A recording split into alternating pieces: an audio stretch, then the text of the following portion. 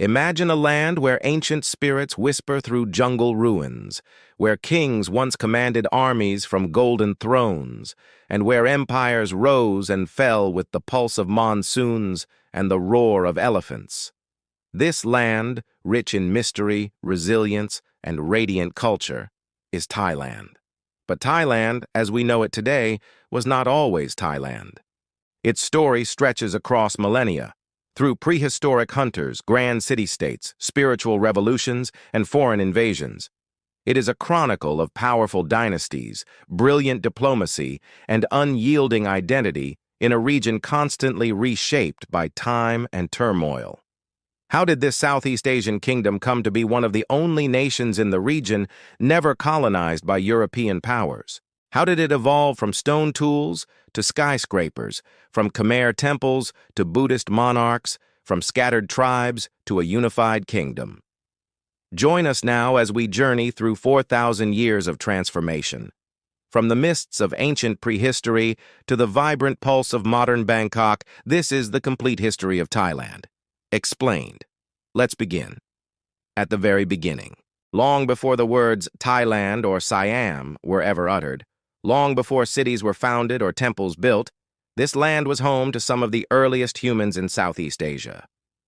Our story begins over 40,000 years ago, in a time of caves, stone tools, and primal survival. The first inhabitants. Evidence from sites like Spirit Cave in Mae Hong Son Province and Banyan Valley Cave tells us that prehistoric humans were living in what is now northern Thailand during the Paleolithic period. These early settlers were nomadic hunter-gatherers, relying on wild plants, fish, and small game. They crafted tools from stone flakes and bones, and their lives were intimately tied to the rhythms of nature. Over time, these communities grew more sophisticated. The Neolithic Revolution, the transition from foraging to farming, reached Thailand around 2000 to 3000 BCE. People began cultivating rice, domesticating animals, and creating pottery. Rice farming, in particular, would go on to become a cultural and economic backbone of Thai society for thousands of years. The Ban Chang culture, Bronze Age breakthrough. By around 1500 BCE, a major transformation was underway. In the northeast, near what is now Udon Thani, the Ban Chang archaeological site reveals one of the earliest known Bronze Age cultures in the world. Here, metallurgists were smelting copper and creating bronze tools and ornaments centuries before similar technologies reached parts of Europe. Ban Chang villagers lived in stilt houses, made sophisticated pottery with painted designs, and buried their dead with grave goods, suggesting a belief in the afterlife. The presence of intricate jewelry, tools, and weapons shows a growing social complexity. In fact, Ban Chang's development of bronze metallurgy has led some historians to argue that Thailand was one of the birthplaces of early technological innovation in Asia.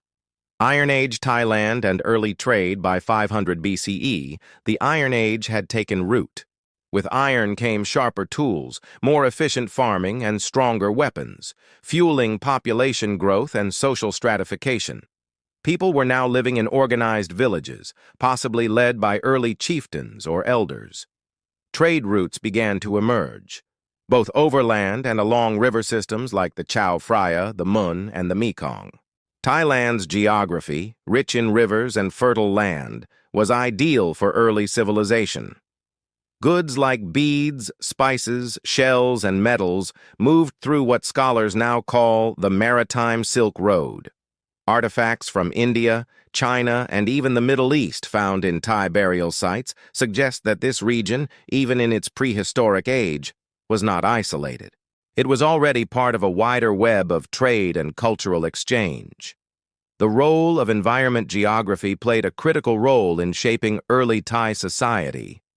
Thailand's diverse landscapes, from forested highlands and central plains to mangrove-dotted coastlines, meant that different communities adapted in different ways.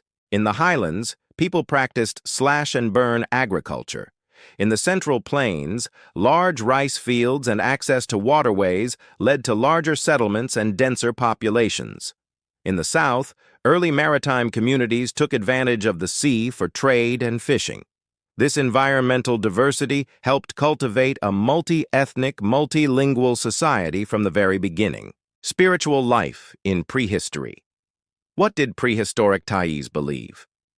We may never know for certain, but archaeologists have uncovered burial sites with red ochre, a substance often used in ritual, and stone or clay figurines, possibly representing deities, ancestors, or fertility symbols. Caves with painted handprints and animal imagery, such as those at Tamlot Cave, suggest a form of spiritual or ceremonial life. It's likely these early people believed in animism, the idea that nature itself is alive with spirits. Trees, rivers, animals, even certain rocks would have held spiritual power. This belief system would remain deeply ingrained in Thai culture, eventually blending with imported religions like Hinduism and Buddhism. Foundations for future civilizations. By the end of the prehistoric period, around 500 CE, the groundwork for Thailand's rise had been laid. People were farming rice, building homes, organizing into social groups, and trading over long distances. But perhaps the most important development was cultural fusion. Thailand was becoming a crossroads of civilizations. Indian merchants brought new ideas, writing systems, art, and religion. Chinese influence arrived in the form of goods, technologies, and sometimes migrants. These early interactions laid the ideological and spiritual groundwork for what would come next: the rise of kingdoms, the age of temples, and the birth of Thai identity. As the prehistoric era gave way to history, the land that would one day be called Thailand entered a new phase, one shaped by outside influence and internal transformation. Between the 1st and 9th centuries CE, early Thai societies were fundamentally altered by a process historians call Indianization, the transmission of Indian culture, religion, political ideas, and language into Southeast Asia. This era marked the dawn of organized kingdoms, the spread of Buddhism and Hinduism, and the emergence of monumental architecture, writing, and diplomacy. Indianization was not colonization. Indian armies never invaded Southeast Asia. Instead, Indian influence spread through trade, migration, and religious missions. Merchants and Brahmin priests brought Sanskrit texts, Hindu cosmology, Buddhist doctrine, and Indian art styles. Southeast Asian elites, eager to legitimize their rule, adopted these systems, integrating them with local customs and beliefs. Indianization was a cultural partnership, not a takeover.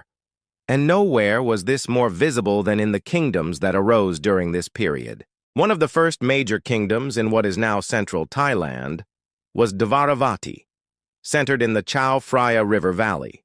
Influenced heavily by Indian culture, Dvaravati rulers adopted Theravada Buddhism as the state religion and used Mon language in inscriptions written with Indian-style scripts. Cities such as Nakhon Pathom, Lopburi, and U Thong were major centers of Dvaravati civilization. Archaeological finds from this period reveal stupas and Dharmachakra, wheel of law, stone carvings, Buddha images with Gupta-style features, Sanskrit and Pali inscriptions praising kings and Buddhist teachings. Dvaravati society was hierarchical, ruled by monarchs who derived power from both divine authority and merit in Buddhist terms. This dual claim, both spiritual and political, would echo throughout Thai kingship for centuries to come. While Dvaravati flourished in central Thailand, another great power was expanding from the east, the Khmer Empire, based in what is now Cambodia. By the 9th century, Khmer kings, especially Jayavarman II and his successors, had begun to exert influence over eastern Thailand. Regions like Isan, northeastern Thailand, became dotted with Khmer-style temples and administrative centers. The Grand Temple complex of Phanom Rung in Buriram province is a testament to this era, a miniature Angkor atop an extinct volcano. The Khmers brought Devaraja ideology, the king as a god king, linked to Shiva. advanced irrigation systems and road networks, masterful stone architecture, and Sanskrit inscriptions. Many local rulers in Thailand's northeast became vassals to the Khmer court, blending local traditions with this new imperial model. Meanwhile, in the south, a different power held sway. The Srivijaya Empire, based on the island of Sumatra in modern Indonesia, was a maritime Buddhist thalassocracy that dominated trade across the Strait of Malacca and the Gulf of Thailand from the 7th to the 13th century. Towns along Thailand's southern coasts, such as Nakhon Si Thammarat and Chaya, became Buddhist learning centers and trading hubs connected to the Srivijayan network. Chaya, in particular, was home to monks and scholars influenced by Mahayana Buddhism. These coastal areas were exposed to Chinese and Indian merchants, Arabic traders and Persian goods, Mahayana Buddhist texts, and Tantric iconography. Thailand, even this early, was becoming a cosmopolitan crossroads of the ancient world. Despite foreign influence, these ancient Thai polities were not mere copies of Indian or Khmer models. They localized what they adopted. Buddhist stupas featured unique bell-shaped styles. Hindu temples incorporated native guardian figures and motifs. Local legends were integrated into Indian epics like the Ramayana, which later became the Thai Ramakien. The result was a uniquely Southeast Asian expression of Indian civilization, one that was neither purely Indian nor entirely indigenous, but something entirely new. Religion was not just a spiritual guide, it was the ideological bedrock of kingship. Rulers were seen as protectors of the Dharma, upholders of moral and cosmic order. This blend of Buddhist compassion and Hindu cosmic kingship allowed rulers to claim both earthly power and divine legitimacy. Temples became not only religious centers but also political statements. Massive constructions required labor, engineering, and wealth, demonstrating a ruler's capability and spiritual merit. This dual role of temple and throne would remain central to Thai governance even into the modern era. Indianization also brought writing. Scripts derived from Pallava and Grantha were used to write Sanskrit and Pali. These scripts were later adapted into local forms such as Khmer, Mon, and eventually Thai. Literacy, however, remained largely confined to the religious and ruling elite. Temples functioned as centers of learning where monks preserved knowledge, copied manuscripts, and educated novices. While the Indianized kingdoms thrived, another quiet transformation was underway. The gradual migration of Thai-speaking peoples from southern China into what is now northern Thailand and Laos.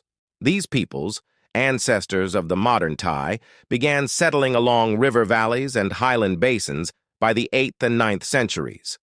Though initially minor players, the Thai would absorb and adapt the cultures around them. Over time, they would rise to prominence, shaping and eventually ruling the land under their own banners. But that story, the rise of the Thai and the birth of true Thai kingdoms, belongs to the next chapter. As Indianized kingdoms and Khmer dominions reached their zenith, a quiet force was rising in the northern hills and river valleys, one that would eventually redefine the region's political and cultural landscape. These were the Thai-speaking peoples, ancestors of modern Thais, Laotians, and Shans.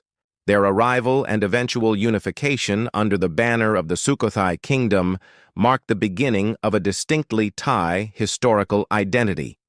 The emergence of Sukhothai in the 13th century wasn't just the founding of a kingdom, it was the birth of a nation. The Thai peoples originally migrated from southern China, likely from the area near modern-day Yunnan. Driven by population pressures, warfare, and environmental factors, these communities gradually moved southward over centuries, settling in fertile valleys and along riverbanks. They were not invaders in the traditional sense. Their migration was gradual and adaptive. Rather than overthrowing existing civilizations, they often integrated into or coexisted with local cultures, such as the Mon and Khmer.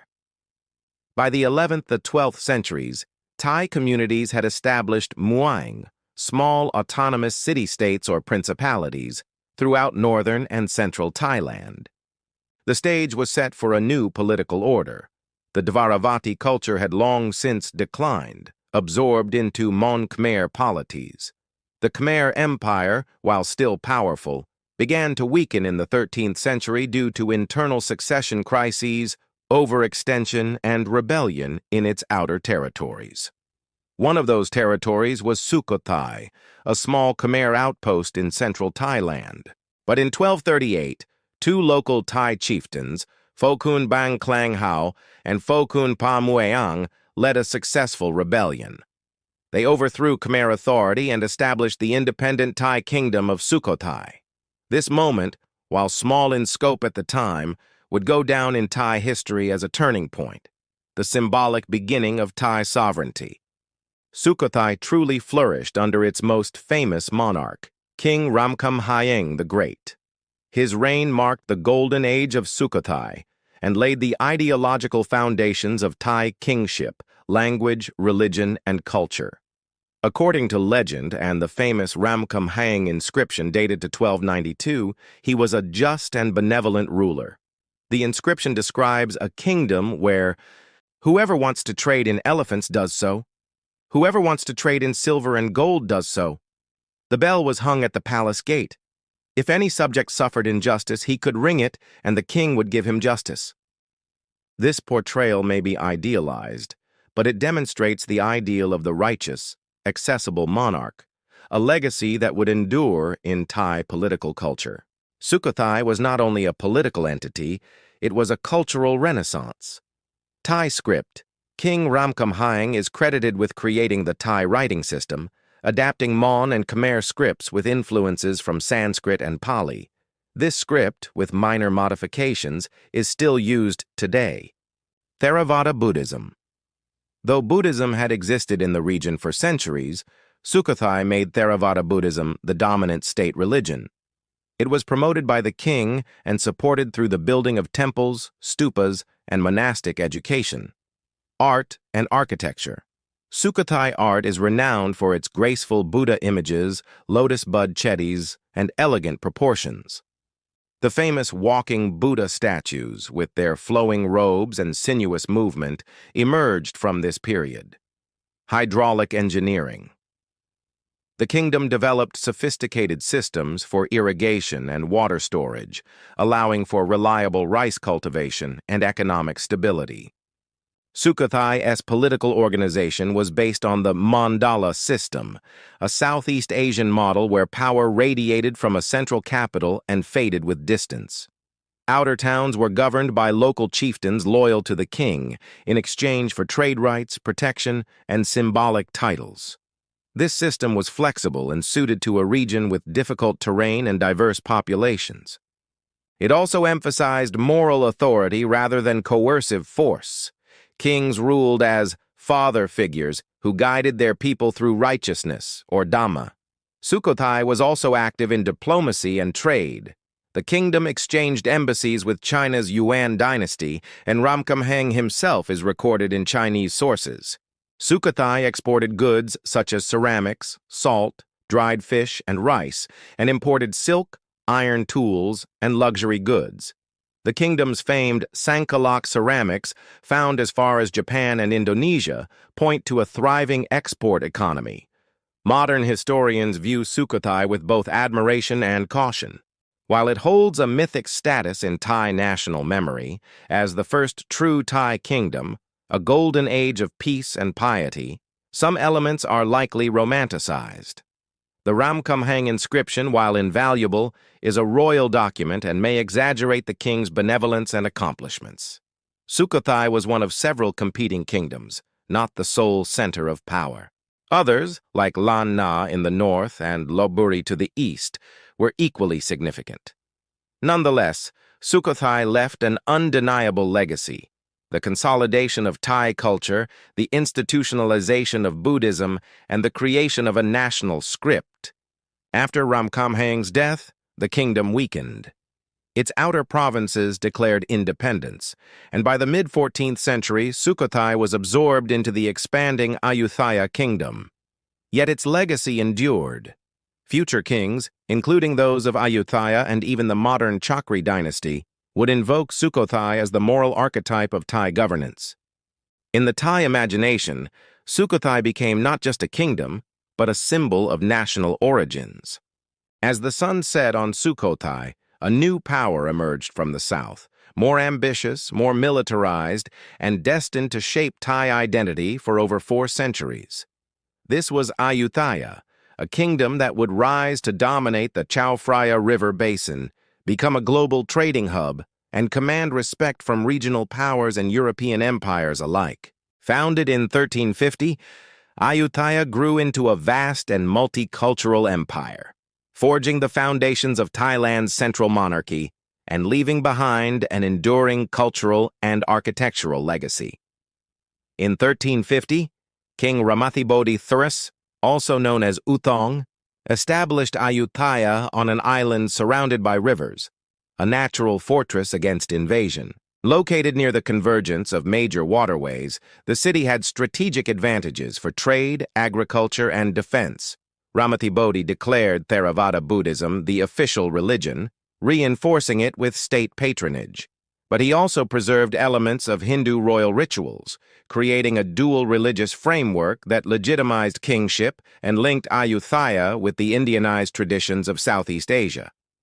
Ayutthaya introduced a more centralized and hierarchical bureaucracy than Sukhothai.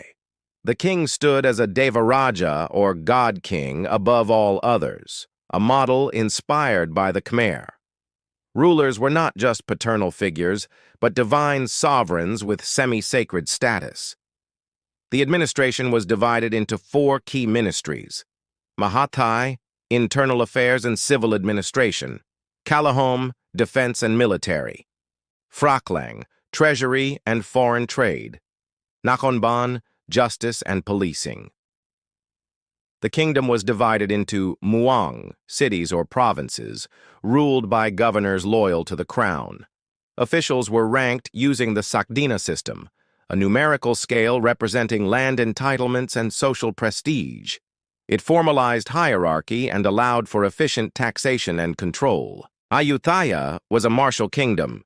Its rulers built formidable armies, composed of Thai, Mon, Khmer, Lao, and Malay conscripts. War elephants, archers, and later Portuguese firearms made Ayutthaya a dominant regional power. The kingdom launched campaigns against neighboring states, expanding its control across modern Thailand, Laos, and Cambodia. It frequently clashed with the Khmer Empire, Lan Na, Sukhothai, and eventually Burma, Myanmar. By the 15th century, Ayutthaya had absorbed Sukhothai and inherited its cultural prestige. The Ramkhamhaeng model of moral kingship merged with Ayutthaya's divine monarchy, solidifying Thai concepts of royal legitimacy. Ayutthaya was not just a military juggernaut, it was also a cosmopolitan port city. By the 16th century, it became one of Asia's great trading hubs, attracting merchants from China, Japan, India, Persia, and later, Europe. The Ayutthayan court maintained diplomatic missions with Ming and Qing China, offering tribute in exchange for recognition and trade rights. European powers, the Portuguese in the 1510s, Dutch in the 1600s, and the French under Louis XIV. Regional neighbors like Vietnam, Lan Xang, and the Burmese kingdoms. Foreigners described Ayutthaya as a magnificent city. Dutch and French envoys marveled at its gilded temples, sprawling palaces, and well-planned canals. Some even called it the Venice of the East. Religious and cultural achievements, Ayutthaya was a center of Buddhist scholarship and temple construction. The kingdom produced sophisticated religious texts, lavish Buddha images, and massive temple complexes, such as Wat Phra Si Sanphet, the royal temple at the heart of Ayutthaya; Wat Chai Watanaram, inspired by Khmer architecture; Wat Mahathat, famous for its tree-entwined Buddha head. Monks were influential intellectuals, scribes, and diplomats. Temples acted as schools, hospitals, and community centers. The arts flourished. Classical dance, mural painting, royal chronicles, and literature evolved during this era. The Thai Ramakien, adapted from India's Ramayana, became a courtly epic full of morality, war, and divine drama. Ayutthaya was home to a diverse population, Thais forming the core of the kingdom, Mons, Khmers, and Malays, many of whom were integrated through conquest or alliance. Chinese settlers, key players in commerce. Persian and Indian Muslims, some of whom rose to prominence as court officials. European traders, especially Dutch and Portuguese, who brought firearms and maritime knowledge. Society was highly stratified. At the top was the monarch, followed by nobility and officials. Beneath them were commoners, artisans, and slaves. Slavery in Ayutthaya was not chattel-based, but debt or war-based servitude, often temporary. Ayutthaya had over 30 kings, but a few stand out. King Trailok, r. 1448-1488, reformed the bureaucracy and codified the Sakdina system. King Nariswan, r. 1590-1605, freed Ayutthaya from Burmese vassalage, legendary for dueling a Burmese crown prince on elephant back. King Narai, r. 1656-1688, a golden age of diplomacy and culture, hosted French envoys and maintained a brilliant court at Thonburi. Under King Narai, Ayutthaya reached the height of its global influence, blending Eastern and Western ideas in governance, architecture, and art. By the late 1600s, signs of decline appeared. The kingdom faced succession crises and palace intrigues, religious factionalism, especially under foreign missionary influence, conflicts with European powers, including the expulsion of the French in 1688, rising pressure from Burma's Konbaung dynasty, which sought to reclaim former vassal states. Despite moments of revival, including the reigns of Kings Boromakot and Tai Sa, Ayutthaya was no longer invincible. In 1767, after years of war, the Burmese launched a devastating invasion. They besieged Ayutthaya for months, finally breaching the walls. The city was sacked, burned, and looted. Palaces and temples were reduced to ashes. Thousands were killed or enslaved. It was one of the darkest chapters in Thai history. The capital was abandoned. The kingdom had fallen, but the Thai spirit had not. From the ashes of Ayutthaya, a new leader would rise, a warrior named Thaksin, and with him the next chapter in the history of Thailand. The fall of Ayutthaya in 1767 was not just the collapse of a city. It was the disintegration of an empire. In the chaos that followed, Thailand found itself fragmented, leaderless, and vulnerable. The Burmese occupiers left the former capital in ruins, believing they had extinguished Siamese resistance for good. But from the shadows of destruction emerged a man of resolve, charisma, and extraordinary military skill. His name was Thaksin, and under his leadership, Thailand would rise once more. Reborn from ruin, rearmed with resilience, and redirected toward unity. Thaksin was born in 1734 in Ayutthaya, the son of a Chinese merchant and a Thai mother. A gifted military officer, he had distinguished himself in battles prior to the fall of the capital. When the Burmese invaded, he escaped the burning city with a small band of followers and regrouped in Thonburi, a coastal province in the east. Within months, he had assembled an army and launched a campaign to reclaim the heartland. By late 1767, Thaksin marched west, retook Thonburi across the river from modern-day Bangkok, and began to drive out rival warlords and remaining Burmese forces. In December 1767, he declared himself King of Siam, founding the Thonburi Kingdom and beginning one of the most remarkable comebacks in Thai history. Thaksin's first years as king were defined by relentless warfare. He moved swiftly to reunify the fractured provinces of Siam. He defeated rival claimants to the throne in Phitsanulok, Nakhon Si Thammarat, and Chiang Mai. He repelled repeated Burmese incursions, ensuring the security of the Central Plains. He incorporated Lanna, northern Thailand, under his control, extending the kingdom's reach once again. By 1770, Siam was largely reunified. Thaksin had not only expelled foreign enemies, but also restored internal cohesion. For a brief but vital moment, he saved the Thai nation. Why Thonburi? After Ayutthaya's destruction, Thaksin chose to make his new capital at Thonburi on the west bank of the Chao Phraya River. Its location allowed for easy defense, naval operations, and access to trade routes. Though it lacked the grandeur of Ayutthaya, Thonburi served as a functional wartime capital. Thaksin built a new palace, re-established administrative structures, and revived the monarchy's prestige. Yet his capital was never meant to be eternal. It was a strategic necessity, not a dynastic statement. Thaksin was deeply devoted to Theravada Buddhism, and he worked to revive the religion after it had been devastated during the wars. He rebuilt temples, summoned monks, and restored the Sangha, monastic order. His reign saw the reprinting of sacred texts and the training of new clergy. But as his reign progressed, Thaksin's relationship with religion took a strange turn. By the early 1780s, he began to exhibit signs of spiritual obsession and grandiosity. He reportedly believed himself to be a Buddha or a Bodhisattva, demanding monks and subjects worship him as a divine being. This caused a deep rift between the monarchy and the religious establishment. His increasingly erratic behavior alienated the nobility and the military elite. Rumors of cruelty and mental instability spread. Though he had led the nation through its darkest hour, his rule was becoming untenable. In 1782, a palace coup brought Thaksin's reign to an end. He was forcibly removed from the throne and executed, or possibly imprisoned, according to some accounts.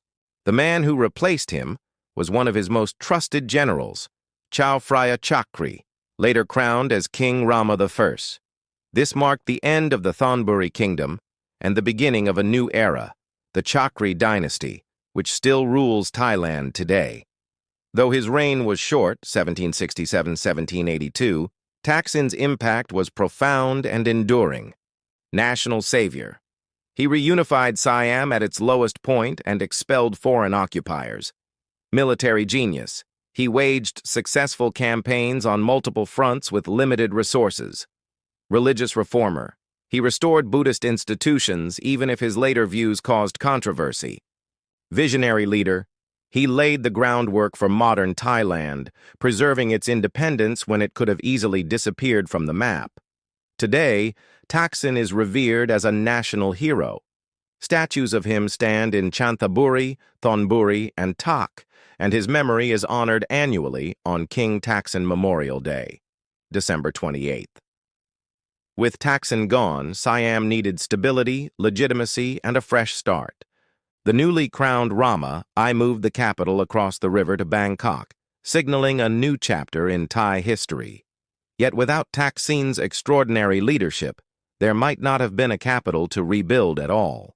In the wake of civil strife and war, with the fall of Ayutthaya and the troubled end of Thaksin's reign, Siam stood at a critical crossroads. What it needed was stability, order, and a monarch capable of securing the realm's future, not just militarily, but culturally and diplomatically. This ushered in the Chakri dynasty, founded by a warrior statesman who would become King Rama V. His first act was both symbolic and strategic, relocating the capital across the river from Thonburi to a new site that would become Bangkok, or as it is officially known in Thai, Krung Thep Maha Nakhon. Thus began a new era, one of renaissance, centralization, and modernization. After deposing Thaksin in 1782, General Chao Phraya Chakri ascended the throne as King Rama V, the first monarch of what would become the Ratanakosin Kingdom. He was a skilled military commander, a patron of religion and the arts, and a capable administrator. From the very beginning, Rama V made it clear. His reign would be a return to order, piety, and classical Thai tradition. To achieve that vision, he established a new royal capital in a more defensible and expansive location, on the eastern bank of the Chao Phraya River, directly across from Thonburi. Bangkok in 1782 was little more than a riverside settlement of canals, stilt houses, and marshes. But Rama I had grand ambitions. Drawing on the memory of Ayutthaya's grandeur, he planned Bangkok as the new center of Thai civilization. Key early developments included Grand Palace construction, the spiritual and political heart of the kingdom, built to house the monarchy, court, and royal chapel. Wat Phra Kaeo, Temple of the Emerald Buddha. The most sacred Buddhist temple in Thailand, built to enshrine the Emerald Buddha, recovered from Vientiane. City walls and fortifications, defensive structures that mirrored Ayutthaya's concentric city design. Canals, klongs, engineered to serve as roads, moats, and trade routes, earning Bangkok the nickname Venice of the East. This planned capital became a living symbol of restoration and revival, signifying both the continuity and rebirth of Thai royal tradition. Rama I embarked on a comprehensive cultural revival to restore what had been lost in Ayutthaya's destruction. He recompiled the Buddhist canon, Tipitaka, and revived monastic institutions.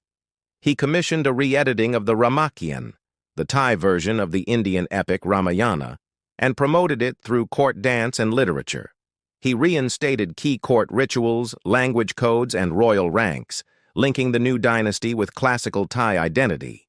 His aim was clear: to root the new kingdom in historical legitimacy, linking it back to the glories of Sukhothai and Ayutthaya, while restoring spiritual and cultural order. The Ratanakosin bureaucracy. The Chakri rulers established a more stable bureaucratic structure, refining what earlier kings had begun. The four ministries remained, but under tighter royal control. The Sakdina system continued to define social hierarchy and land allocation. Regional governors were appointed directly by the crown, strengthening central authority.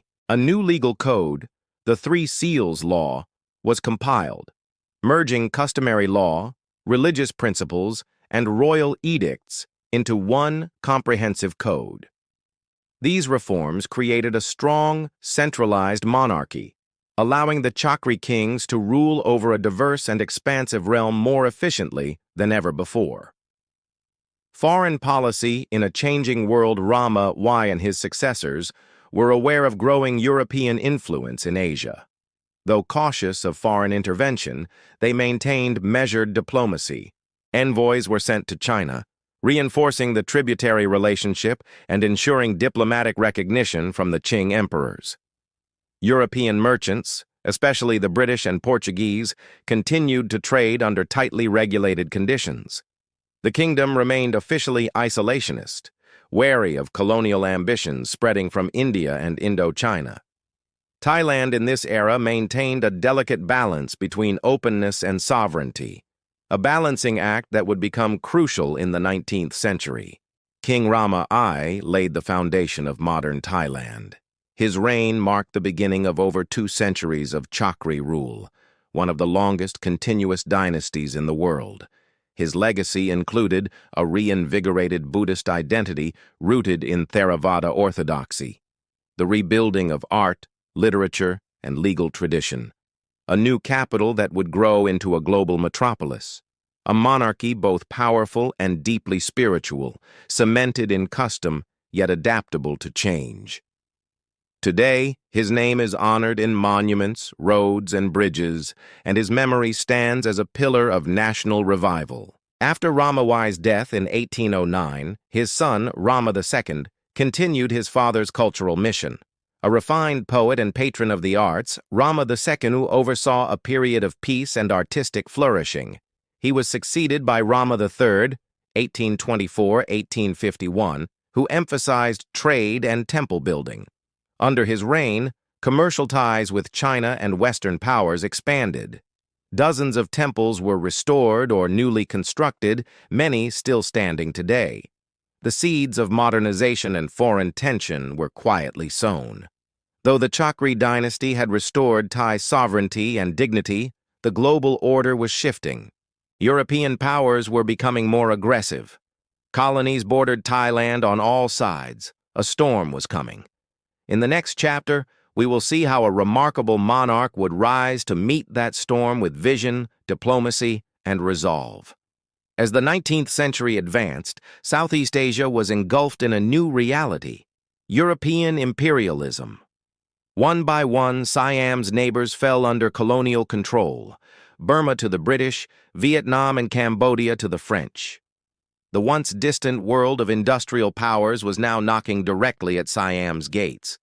Yet, remarkably, Siam remained uncolonized. This was no accident. It was the result of visionary leadership, calculated diplomacy, and bold modernization, led by two of Thailand's most revered monarchs, King Mongkut, Rama IV, and King Chulalongkorn, Rama V. Together, they navigated Siam through the dangerous tides of the imperial age and laid the foundation for the modern Thai nation. Before he was king, Mongkut spent 27 years as a monk. This period shaped him into a scholar, reformer, and linguist, fluent in Latin, English, and Pali. He studied Western astronomy, mathematics, and science, and built relationships with foreign missionaries and traders. When he ascended the throne in 1851, he brought with him a new worldview, one that understood Siam could not resist the West with swords alone. King Mongkut's foreign policy was realist and strategic. He believed that to preserve Siam's independence, the kingdom must engage with the West, not isolate from it. In 1855, he signed the Bowring Treaty with Great Britain, opening Siam to free trade, foreign residence, and consular rights. Similar treaties followed with the U.S., France, and others. Though these unequal treaties limited Siam's sovereignty, Mongkut recognized them as a necessary compromise to avoid colonization. By granting economic access, he preserved political control. Mongkut promoted science and education at court. He reformed the Buddhist Sangha, reducing superstition and emphasizing doctrinal purity, corrected the traditional lunar calendar using Western astronomy, welcomed missionaries and foreign teachers, though he remained a devout Buddhist, introduced modern printing, newspapers, and maps. His reign marked the beginning of Siam's transformation from a feudal kingdom to a modern state. He is famously depicted in Western popular culture through the play and film The King and I. Though dramatized and inaccurate in many respects, the core truth remains: Mongkut was a scholar king ahead of his time. When Mongkut died in 1868, his 15-year-old son Chulalongkorn inherited the throne. Initially ruling with a regency, he came into full power in the 1870s and began one of the most ambitious reform programs in Thai history. King Chulalongkorn, known as Phra Phutha Chau Luang, or the Beloved Great King, dedicated his reign to modernizing Siam while preserving its independence. One of Chulalongkorn's most far-reaching reforms was the gradual abolition of slavery. Unlike abrupt emancipation elsewhere, he phased it out over decades to prevent social unrest. By 1905, slavery was formally abolished. He also reformed taxation and land ownership, allowed commoners greater mobility and rights, introduced modern schooling, encouraging girls' education and sending elite students abroad. These reforms reshaped Siam's social fabric, breaking down the rigid feudal system that had defined earlier centuries. Chulalongkorn radically restructured the administration. He replaced hereditary governors with royal appointees, tightening control over outlying provinces, created new ministries such as education, interior, justice, and finance, introduced a civil service system, and encouraged a merit-based bureaucracy. This centralization reduced the power of regional nobles and created a modern, cohesive state apparatus.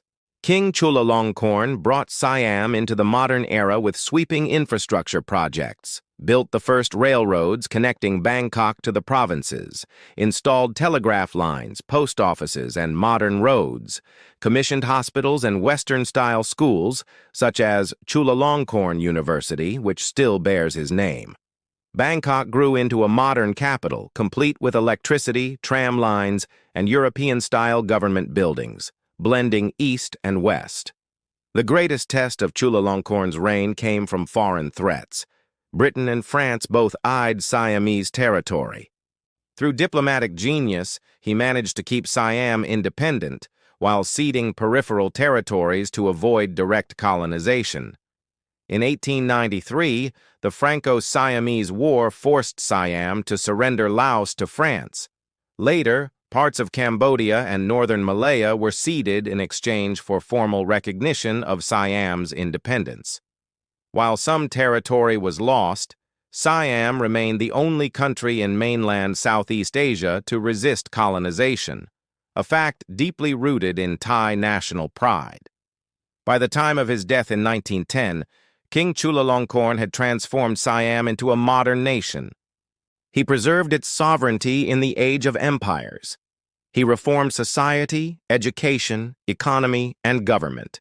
He built institutions that remain the backbone of Thai public life.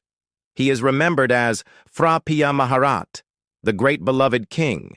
His image graces currency, his name adorns schools, hospitals, and monuments, and his October 23rd death anniversary is a national holiday of remembrance and gratitude. Thanks to Mongkut's foresight and Chulalongkorn's execution, Siam entered the 20th century as an independent reforming monarchy, balancing tradition and modernity.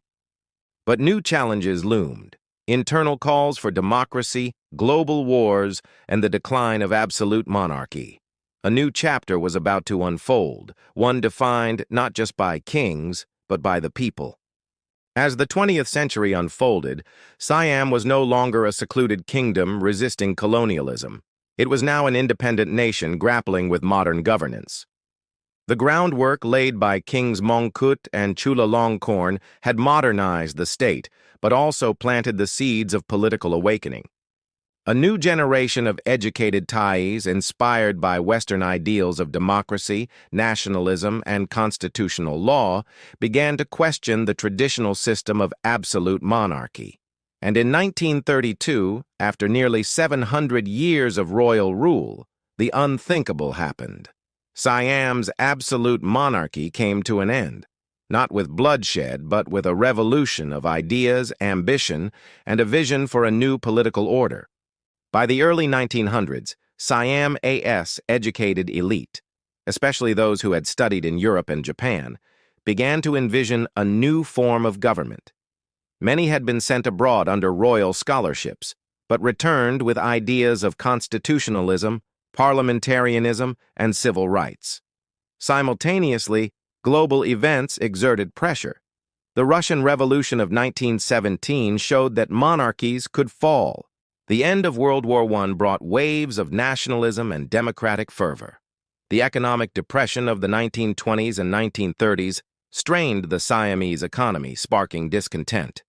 The absolute monarchy, though modernizing, was seen by many as elitist, opaque, and centralized in royal hands.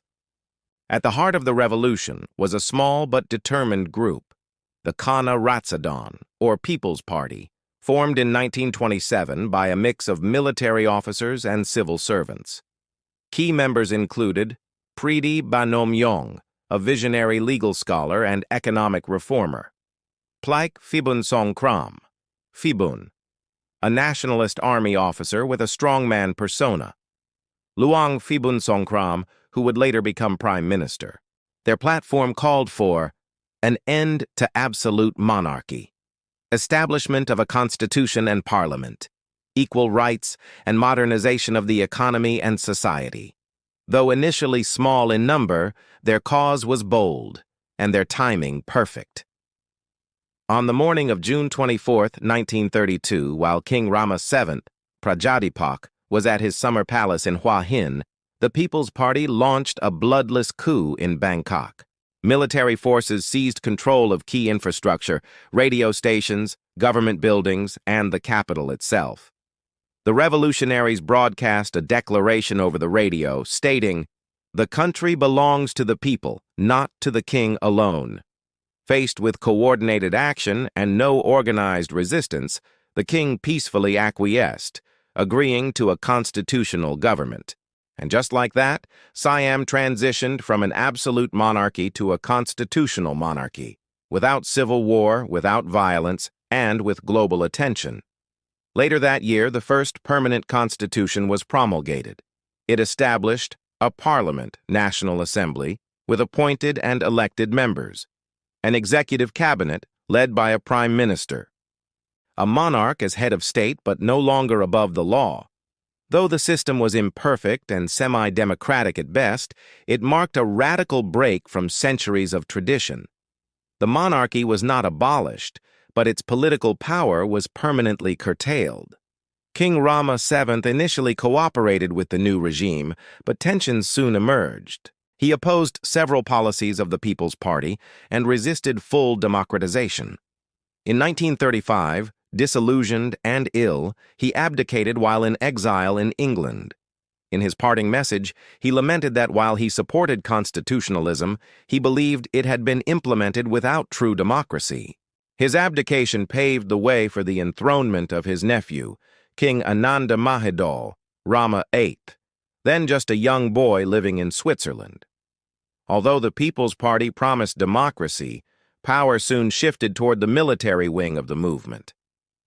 By the late 1930s, Field Marshal Plak Phibun Songkhram emerged as the dominant figure. Phibun, a charismatic and authoritarian leader, blended nationalism, modernization, and militarism. He would lead Thailand into World War II and attempt to reshape Thai identity entirely. We'll explore that dramatic turn in the next chapter. The Revolution of 1932 was one of the most significant turning points in Thai history. It ended absolute monarchy after centuries of uninterrupted royal rule, introduced constitutional governance and the idea of people's sovereignty, ushered in new political actors, military officers, civil servants, and commoners, sparked decades of debate, conflict, and evolution in Thai political life. And yet, the monarchy survived, transformed, but not destroyed. In the years to come, it would adapt and regain cultural strength, sometimes revered, sometimes contested, but always central. Today, the events of 1932 remain both a source of national pride and political controversy. Commemorated by some, ignored by others, the revolution is still debated for what it achieved and what it didn't. By the mid-1930s, Siam was no longer a kingdom in the old sense. It was now a constitutional nation, navigating modern governance, ideological conflict, and global power shifts. But the revolution had also left a vacuum, one quickly filled by military leaders, setting the stage for an era of dictatorship, war, and nationalism. And it all began with a quiet coup in Bangkok, and a declaration that the people, not the crown, would henceforth hold the power. As the embers of revolution cooled in the mid-1930s, a new force began shaping Thailand's future, not royal, not democratic, but militaristic and nationalistic. At the center of this transformation stood Field Marshal Plak Phibun Songkhram, better known as Phibun. Phibun's rise to power marked a dramatic shift. Though a member of the People's Party that overthrew absolute monarchy, he soon consolidated authority into his own hands, ruling Siam with a blend of authoritarianism, cultural re-engineering, and geopolitical opportunism. And then, as World War II engulfed the globe, he made a fateful gamble, aligning the kingdom with Imperial Japan, reshaping the country's identity, and plunging it into an era of war and uncertainty. By 1938, Phibun had become prime minister and de facto military dictator. Charismatic and iron-willed, he sought to modernize Siam in his own image, inspired by European fascist regimes, particularly Mussolini's Italy. His ideology combined Thai nationalism, militarism, and cultural reform, driven by the belief that Siam had to shed its old-world traditions to survive in a modern imperialist world. One of Phibun's most lasting legacies came in 1939, when he officially changed the country's name from Siam to Thailand, Prathet Thai, meaning land of the free. This was more than symbolism. It was a declaration of ethnic nationalism, promoting the idea that Thailand was the land of the Thai people, not a multi-ethnic monarchy ruled by divine kings. He launched a cultural revolution aimed at promoting Thai identity above all else, replacing traditional clothing with Western dress codes, modernizing language, customs, and etiquette, encouraging national unity through propaganda, slogans, and state control of the media. Schools, newspapers, and radio all became tools of national indoctrination. The state slogan proclaimed, "We are Thai. We must be proud of being Thai. We must think Thai, speak Thai, and act Thai." Though controversial, these reforms deeply shaped modern Thai identity. Pheban's regime was emboldened by the weakness of European colonial powers during the early years of World War II. In 1940, Japan had invaded French Indochina. Pheban saw an opportunity. Claiming historical rights to territories lost to the French in Laos and Cambodia, Thailand launched a short-lived conflict known as the Franco-Thai War, 1940-1941. Backed by Japan, Thai forces gained minor border territories. The victory, though limited, boosted Pheban's popularity and further cemented his militaristic credentials. When Japan invaded Southeast Asia in December 1941, Thailand was at a crossroads. Japanese forces crossed into Thai territory, prompting initial resistance. But after just one day of fighting, Pheban agreed to an armistice. Soon after, Thailand signed a military alliance with Japan, granting Japanese troops access to Thai infrastructure and even declaring war on the United States and Britain in early 1942. This decision was deeply controversial. Some viewed it as pragmatic diplomacy, aligning with the dominant regional power to preserve sovereignty. Others saw it as collaboration with a brutal occupier and a betrayal of national values. Thailand joined Japan in its campaigns in Burma and Malaya, reclaiming more territory but sacrificing credibility on the international stage. Not all Thais supported the alliance with Japan. A clandestine resistance network, known as the Free Thai Movement, Siri Thai, emerged, comprising government officials, students, and exiles, many of whom had ties to the Allied powers. Led by figures like Preeti Banamyong and supported by the United States Office of Strategic Services, OSS, the Free Thai gathered intelligence, sabotaged Japanese operations, and laid the groundwork for post-war diplomacy. While Pheban ruled openly in Bangkok, underground networks were quietly working to restore Thailand's global standing once the war ended. Pheban's pro-Japanese policies came at a high cost.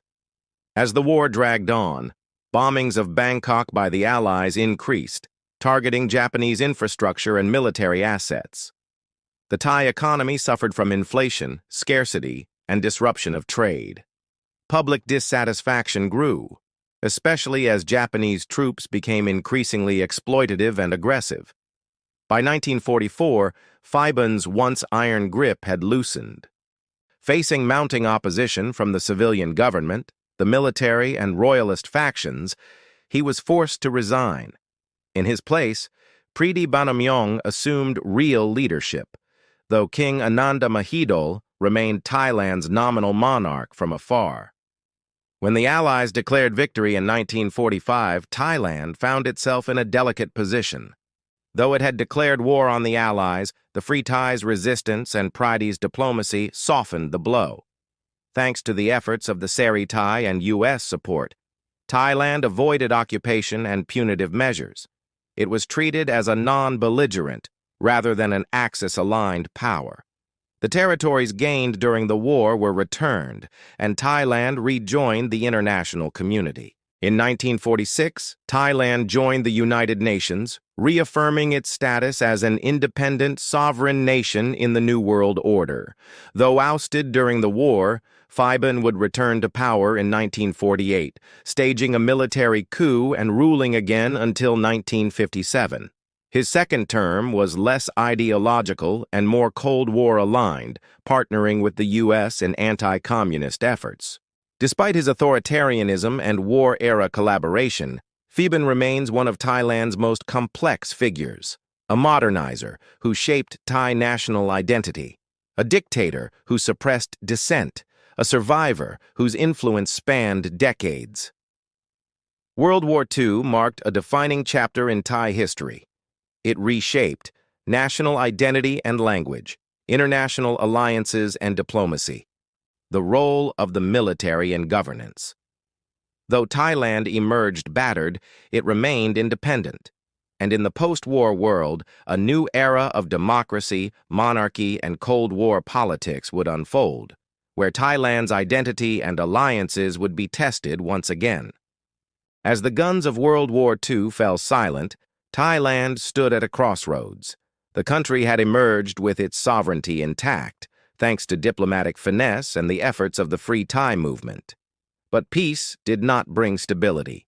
Instead, the following decades would see a pendulum of power swinging between democratic aspirations and military control, set against the backdrop of the Cold War and the fight against communism. Thailand's post-war journey was one of hope, tension, and reinvention.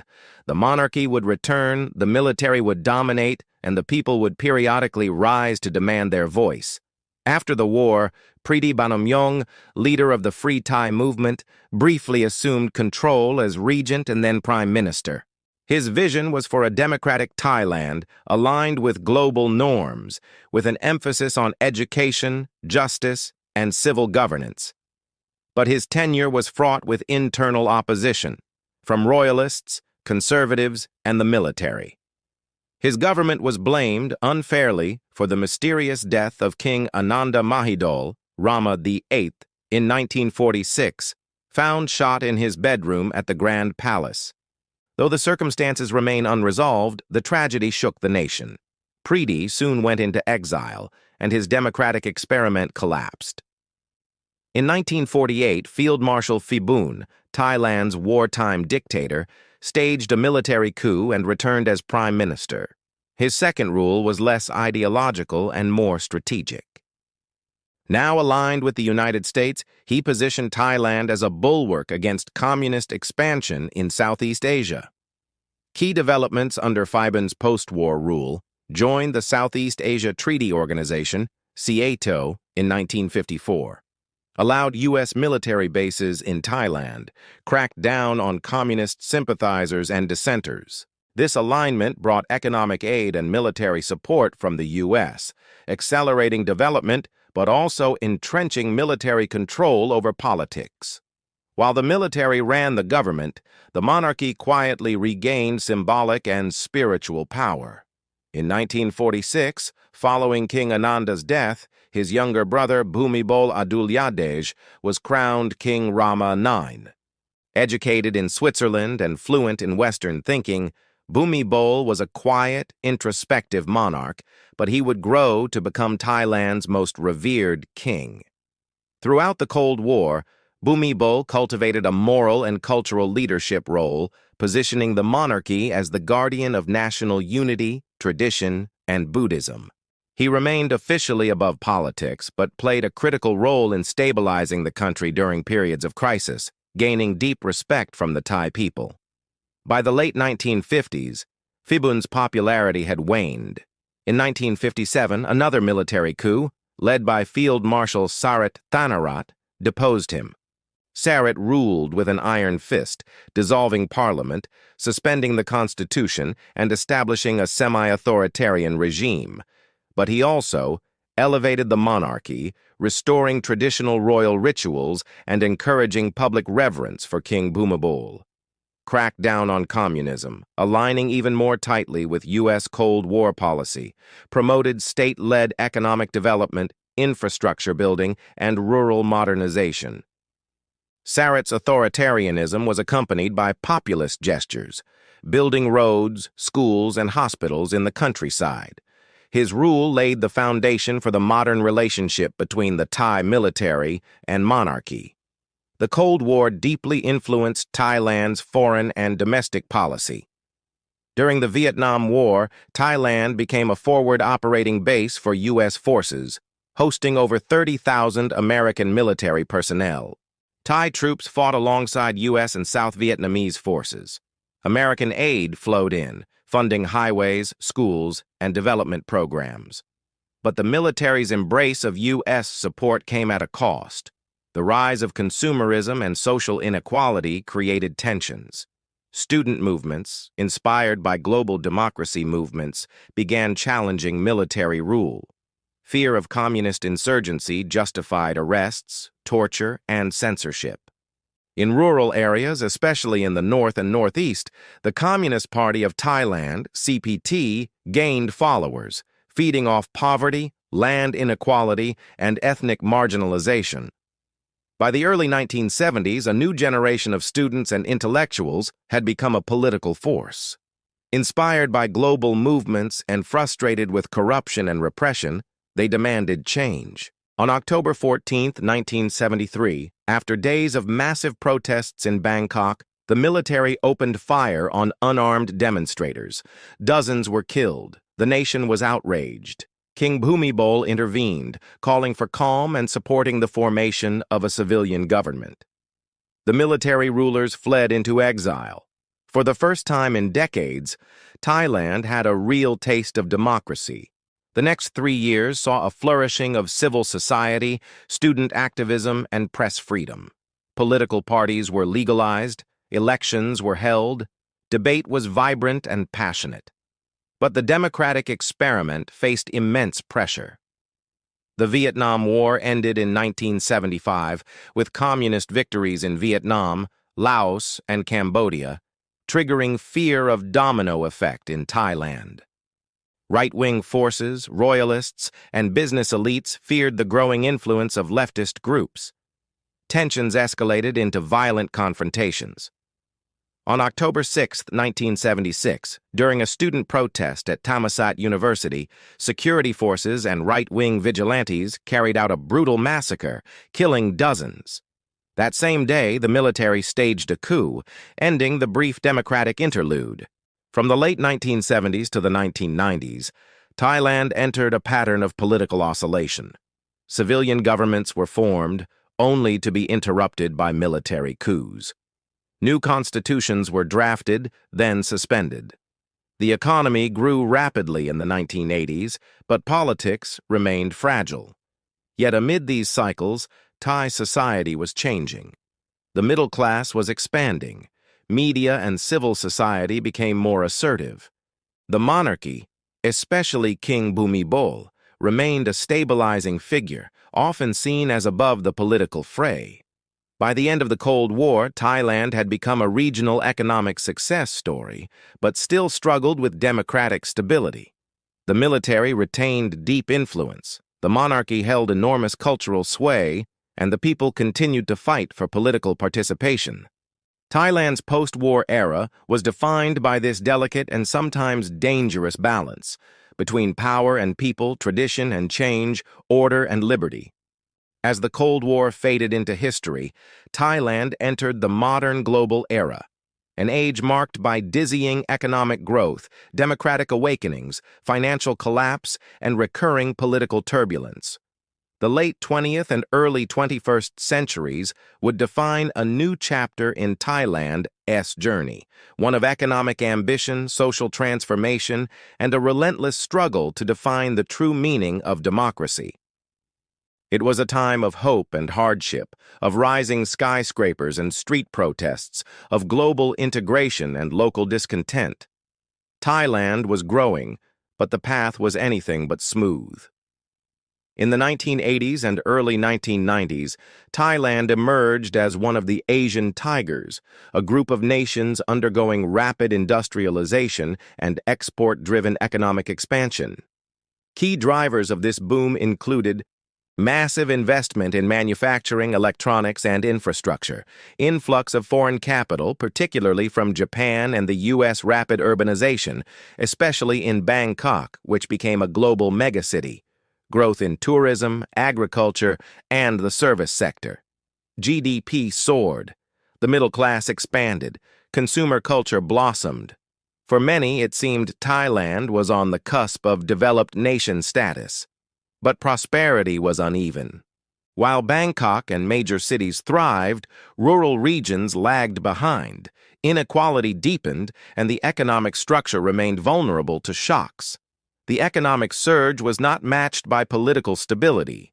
Thailand remained trapped in its cycle of coups and reform, where democratic gains were frequently rolled back by military intervention. In 1991, the military staged another coup, ousting the elected government. But growing dissatisfaction boiled over in May 1992 when pro-democracy protests erupted against the military-backed Prime Minister, General Suchinda Kraprayun. Tens of thousands took to the streets of Bangkok. The government cracked down violently. Dozens of protesters were killed. This tragedy became known as Black May. The violence shocked the nation. Crucially, King Bhumibol Adulyadej intervened, summoning both military and protest leaders to the palace in a now iconic televised moment. His mediation helped restore calm. The military backed down and democracy was tentatively restored. Civilian government returned, and a renewed push for political reform gained momentum. In the wake of the crisis, Thailand drafted its most democratic constitution to date in 1997. It included independent electoral commissions, human rights protections, mechanisms to reduce corruption, checks and balances between branches of government. It was hailed as the People's Constitution, a blueprint for lasting democratic governance. But its birth coincided with another shock, this time economic. In July 1997, Thailand's currency, the baht, collapsed, triggering the Asian financial crisis that rippled across Asia. The causes were complex. Overborrowing by Thai banks and businesses, speculative bubbles in real estate, weak financial oversight. When the baht was floated, it lost over half its value. Stock markets crashed. Banks failed. Foreign investors fled. Thailand was forced to accept a $17 billion bailout from the International Monetary Fund, IMF, which came with painful austerity measures. Millions lost jobs. Growth reversed. Social tensions rose. The boom had ended with a crash. Out of the crisis rose a new political figure, Thaksin Shinawatra, a billionaire telecom tycoon who founded the Thai Rock Thai Party in 1998. Campaigning on promises of debt relief, rural investment, universal health care, and strong leadership, Thaksin won a landslide election in 2001. His policies, dubbed Thaksinomics, focused on empowering the rural poor, especially in the north and northeast. Key achievements: 30 baht universal health care scheme, village development funds, debt relief for farmers, strong economic recovery. But his rule was also marked by accusations of authoritarianism, corruption, and a deadly war on drugs that drew international criticism. Thaksin's populism divided the country, between rural supporters who loved him and urban elites who feared him. In 2006, amid protests and allegations of corruption, the military staged a bloodless coup, ousting Thaksin while he was abroad. The monarchy was widely perceived to have supported the coup. What followed was more than a political change. It was the start of a deep national polarization. Red shirts, mostly rural, pro-Thaksin, populist, anti-establishment. Yellow shirts, royalist, urban middle class, anti-Thaksin, conservative. Thailand entered a period of chronic political instability with frequent protests, court battles, and a cycle of elections followed by coups. Thaksin remained influential from exile. His allies won repeated elections, only to be removed by court rulings or military interventions. In 2014, after months of anti-government protests, the military once again seized power, this time led by General Prayuth Chan-o-cha. The junta suspended the constitution, censored the media, arrested critics, and promised a return to democracy. Eventually, a new constitution was drafted in 2017, granting broad powers to the military and limiting the influence of elected politicians. Though elections were held in 2019, critics argued they were heavily rigged in favor of military-backed parties. Prayuth remained in power as prime minister. By 2020, a new generation of Thai youth began to challenge the status quo, Pro-democracy protests erupted across Bangkok and beyond, demanding constitutional reform, genuine elections, transparency and limits on monarchy's political role, a once taboo subject. Protesters used pop culture, satire, and social media to mobilize support, often invoking the three-finger salute from the Hunger Games as a symbol of resistance. While met with government crackdowns, these movements signaled a fundamental shift in Thailand's political culture. Youth were no longer afraid to challenge tradition. Following the death of King Bhumibol Adulyadej in 2016, his son, King Maha Vajiralongkorn, Rama X, ascended the throne. King Bhumibol had been revered for decades, seen as a moral compass and unifying figure.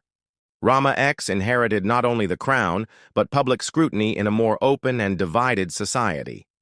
Debate over the monarchy's role, once unthinkable, has now become a central issue in Thai politics, especially among younger generations. Modern Thailand is a nation at a crossroads, economically advanced yet socially unequal, politically active yet repeatedly silenced, deeply proud of its identity, yet struggling with what that identity truly means in the 21st century. The dreams of Sukhothai, the grandeur of Ayutthaya, the modernizations of Chulalongkorn, and the revolutions of 1932 all continue to echo in the present. But Thailand's story is not yet finished. Having journeyed through 4,000 years of history, from prehistoric tribes to war, monarchy, colonization pressures, revolution, and modern reinvention, we now arrive at Thailand today, a nation of breathtaking contrasts, tradition and innovation, reverence and rebellion, serenity and struggle. What is modern Thailand? It is a question still being answered by its people, its leaders, and its future. Thailand remains one of the most culturally vibrant nations in Asia. Its language, script, and literature reflect centuries of evolution from Sanskrit and Pali roots. Its architecture, from ancient Wats to royal palaces and modern malls, blends heritage and innovation. Its cuisine is globally adored, spicy, sweet, complex, and deeply regional. Its customs, from Y greetings to spirit houses, endure even in an age of smartphones and skyscrapers. Despite modern pressures, Thai culture thrives through festivals like Loi Krathong, Songkran, and the daily rituals of Buddhist devotion. In many ways, the soul of Thailand still beats through its villages, temples, and family structures, even as it becomes an international metropolis. Thailand today is a regional economic power, ranked among the top economies in Southeast Asia. It's a major exporter of electronics and automotive parts, rice and agricultural products, tourism and hospitality services. Bangkok is a global hub, a city of over 10 million people, teeming with contrast. Street vendors outside luxury malls, Buddhist monks riding the sky train, ancient temples beside neon towers. Thailand is a founding member of ASEAN, a key player in regional diplomacy, and maintains complex relationships with powers like China, Japan, and the United States. Yet it still faces wealth inequality, especially between urban and rural populations, reliance on tourism, vulnerable to global crises. An education system that, while improving, still lags behind in innovation and equity. Over 93% of Thais are Theravada Buddhists, but Thailand is also home to Muslim communities, particularly in the southern provinces, Christian, Hindu, Sikh, and animist minorities. Buddhism continues to inform Thai ethics, law, and daily life. Monks remain revered spiritual figures. Festivals are tied to the lunar calendar. Royal ceremonies retain sacred Buddhist rituals. However, there's growing discussion around the role of religion in governance, monastic reform, and the balance between faith and modern society. The monarchy in contemporary Thailand. The monarchy remains constitutionally enshrined and culturally powerful, but it is changing. Under King Maha Vajiralongkorn, Rama X, public discourse around the institution has shifted. Once untouchable, The monarchy has become a subject of youth-led protests, scholarly debate, and political tension. At the same time, many Thais, especially older generations, continue to hold deep reverence for the royal family. This dichotomy reflects Thailand's broader identity crisis, a society negotiating between tradition and progress, reverence and rights. Thailand remains a constitutional monarchy, but its political path is anything but stable. Military-backed governments continue to wield significant influence. Elections are held, but under highly controlled frameworks. The 2020-2022 youth protests pushed boundaries, calling for monarchy reform, constitutional change, and freedom of speech. These movements marked a new era, led by Gen Z and university students, organized through social media, memes, and peaceful gatherings, using modern platforms to raise ancient questions: what is power? Who gets to rule? What does it mean to be Thai? While protests have ebbed and flowed, they've irreversibly reshaped political discourse, introducing language and critique once unthinkable in public. Modern Thailand faces a number of profound challenges: political stagnation and distrust in democratic institutions, youth unemployment and educational reform, an aging population with growing healthcare demands, environmental pressures from deforestation to Bangkok's rising sea levels, tensions in the deep south where separatist violence occasionally flares. Yet the nation also holds immense promise: a tech-savvy, globally connected youth, a strong tourism, agriculture, and manufacturing base, cultural richness that can power creative industries and soft diplomacy, an enduring ability to adapt, absorb, and reinvent itself, as it has done for millennia. Thailand's global image to the world, Thailand remains a land of smiles and serenity, yet politically restless, a Buddhist kingdom with skyscrapers, a place of ancient ruins, neon nightlife, and untamed contradictions. It is a nation that surprises and defies expectations. A nation that has endured war, colonization threats, dictatorships, and revolutions, and yet still stands. Thailand's future remains unwritten. Will it become a fully participatory democracy? Can it strike the right balance between monarchy, military, and civilian rule? Will it empower its youth, support its poor, and lead the region in innovation and peace? These questions linger, not only in parliament and palace halls, but on university campuses, in village markets, on protest banners, and around family dinner tables. But if history has shown us anything, it is that Thailand endures. It adapts, it bends, but does not break. It preserves its identity while absorbing the world. From the stone tools of Ban Chiang to the digital memes of the 2020 protests, Thailand has walked a long, remarkable road, and the journey continues. From the misty caves of prehistoric hunters to the towering golden spires of Bangkok's Grand Palace, the history of Thailand is nothing short of extraordinary.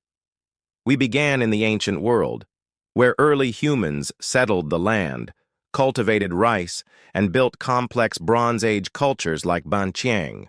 We witnessed the spiritual and political flowering of Indianized kingdoms such as Dvaravati and Srivijaya, the Khmer expansion, and the arrival of the Thai peoples who laid the foundation of Thai civilization. The birth of Sukhothai introduced ideals of righteous kingship, literacy, and Buddhist devotion. Then came the grandeur and might of Ayutthaya, a cosmopolitan empire that fused martial power, foreign trade, and artistic brilliance, until its fall in 1767. From those ashes, King Taksin revived the kingdom, only to be succeeded by the Chakri dynasty, which established Bangkok as the new capital and oversaw a cultural renaissance.